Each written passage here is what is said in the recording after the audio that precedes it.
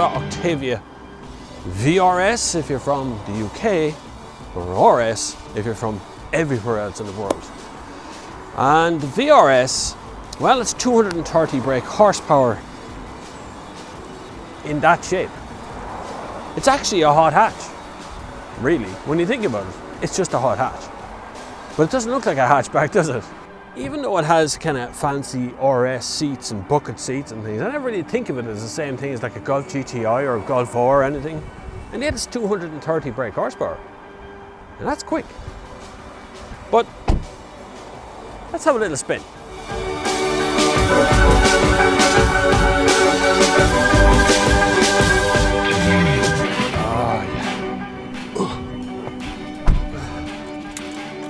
So, Skoda Octavia RS. Yes. Last time I drove this, I think it was in Slovakia, I think. Look it up anyway, you see. It's in the Slovakian ring, I think. Let's go for a little spin around, right? Now, I started with the vRS mode, or RS mode, and I put it in sport. Well, I was putting in a lot of other things. I put it in eco, and I put it in normal, and I put in all these other modes. But realistically, I put it in sport, and I haven't really taken out of that since because, well, this noise. You ready? Now you can do that in individual, and you can mess around and make the exhaust note make that noise. But nothing quite works as well as the sport mode because it just does, man. It just makes all the right sort of burbles. Now, I am acutely aware that a lot of that noise is fakery. A lot of that noise is coming in from the speaker system, and it's strategically designed to make my hair stand on end when I go. But it's lovely. It really is a reassuring sort of a V8 burble to the whole thing. And I quite like that. I don't really mind a bit of fakery when it comes to it, Skoda. Seriously. Audi been doing it for years. They made a bi-turbo diesel sound like a V8 Mustang. You know, I drove a Renault a couple of years ago, a Clio, of which you could go into the settings and change it to make it sound like a UFO and a motorbike and things. It's all fakery through the speakers. I don't really mind because the reason I really don't mind is because this is actually pretty fuel efficient. It's doing pretty good for a petrol car. It's doing about 7 point something litres per 100 kilometres. Now, when you rag it, it eats fuel, no doubt in my mind. But there isn't any performance car, actually there isn't really any car out there that if you rag it, it's going to be fuel efficient. It just won't, okay? Going in here to a nice little place that I like. It's called Emo Court. Shh, don't tell anyone about it because it's like the best kept secret in the world. And at the moment, nobody charges you to go in here. If they ever charge, place then desert it. It's a great place to go for a walk, go for a run if you want as well. But I'm not going that way, which is up to Emo Court itself. I'm going this way, which is not up to Emo Court. It's just a nice little forest trail thing with a road through the middle of it. Where am I with this? So, right, okay. A lot of you concentrate on the Superb. I kind of like the Octavia. I do. Particularly in VRS mode or RS mode in an estate form in sort of electric blue. But I like this model as well. I really do. I think it's very pretty from the outside. Those who know their cars know exactly what they're looking at here with this car. They really do. It's the problem with this area. A lot of cars won't belong here. Actually, one of the very first videos I ever made, in a big sense, was made right there. That concrete patch. Lovely people there standing up on side. But here's my little road. It's a beautiful place. It's beautiful out here. It really is. Just a nice place to go. I'm not going to rag this car. It's fun at any speed, really.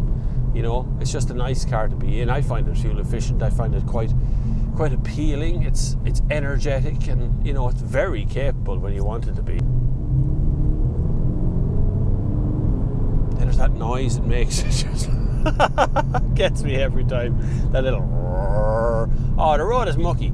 Some big horrible tractor just came ploughing out of a field there and has completely destroyed the road in mud. Do we mind? Do we? The rest of the car being an Octavia is actually quite nice, okay? So they don't give you a sat-nav button because there isn't sat-nav involved. And quite frankly, I don't really want sat-nav involved because I have sat-nav on my phone. And it does have Apple CarPlay, which means when I plug in my little Apple device, up comes my Apple screen on that screen, which allows me to be able to set the sat-nav from my phone, which is Apple Maps, which means I'm going to be completely lost. But it's still there, right? Apple Maps is a lot better than it used to be. I still prefer Google Maps because it gets a lot more traffic information than Apple Maps does. And it seems to make the best use of being able to just search for a business, you know. So, like, I don't really ever, how would you put this? I don't put in postcodes or anything into my phone, right? I just type the word of the business I'm looking for. So if I was looking for Bob Flavin on Apple Maps or Maps, I just type in Bob Flavin. That's the end of it. I wouldn't type in my address or anything, you know. And so having maps through your phone on the little screen makes it an awful lot easier to find what you're looking for. Lads, you know, there's something wrong with and yet there's something beautifully right with the weather at the moment. It hasn't rained here in the thick end of a month in Ireland. Every day, pretty much, we've had blue sky like that, milky sort of blue out there. And it's been absolutely heartwarmingly beautiful. I'm still getting my vitamin D dose at this time of the year.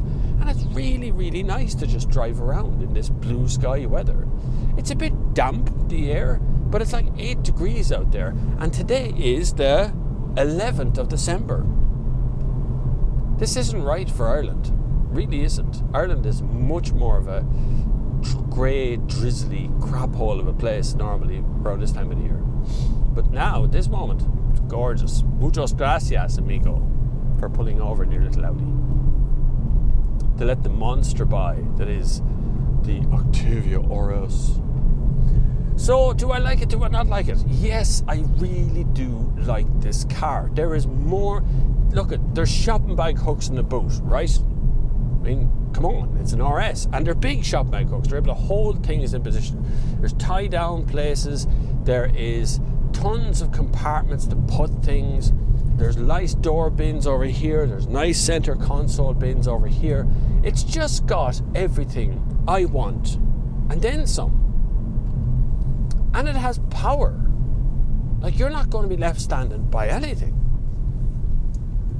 It's the way it deploys it as well. It's quite good, you know. It's quiet, and then it's like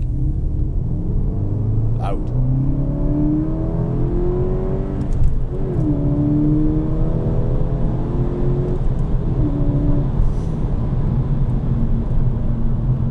It's just like I don't really have words to describe how effortless that all is. That whole. That's why I say I just left it in sport. Good test. Right, here's a good test. Look, one gear, third. You ready? Third. Hold on, we're going to slow right down. We're going to slow right the way down here. Now, right, third gear.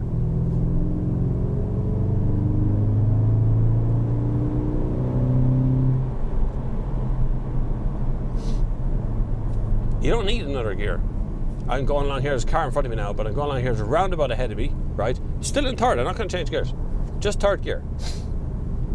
This is how good the engine and gearbox system is in this, right? Third gear, we're nearly coming to a stop here. We're going to come to a stop here. We're on a hill. So look, I'm not changing gears, I'm not doing anything. I'm doing like 20 kilometers an hour. What? I'm not touching the gears, this is the DSG.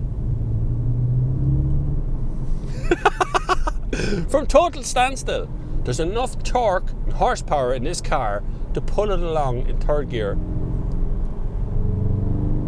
Still not touching the gears.